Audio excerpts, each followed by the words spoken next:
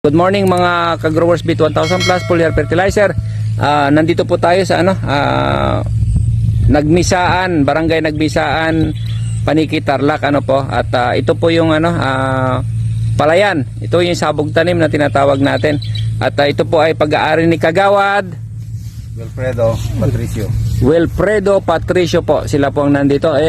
Unang spray po nila. Na-spray na pang 5 araw na po ngayon. So, pwede naman po natin siyang every 10 days Kagawad, tigi isang lang muna. Pero pag malaki na, yung pangatlong spray mo na yan kasi siguradong lalaki na yan, dalawahin mo na rin po. Opo, yan po. Pero mayroon pa po kayo, mayroon pa po kayong apat yung kinuha ko. Ay, 4. O, yun, tamang-tama po yan. Bibigyan ka ng napakagandang ani. At hindi po ito madaling tumumba. Kasi po mataas ang calcium ng ating foliar fertilizer. Saka yun po hindi mo na po kailangan gumamit ng fungicide, pesticide, kasi ito rin po may insect repellent na. Ultimo mga dangaw at saka kung kahit anong insekto po, yan, hindi na po kakapitan ito. Ilang area po nito Kagawad?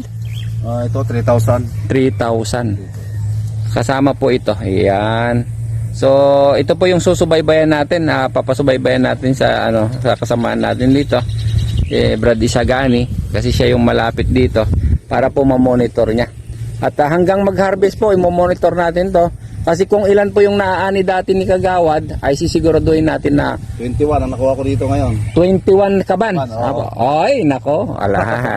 Sigurado to, madadagdagan po yan. Sana. So, yun po muna ang latest update mula po dito sa Nagmisaan, Paniki, Tarlac po. So, to God be the glory po.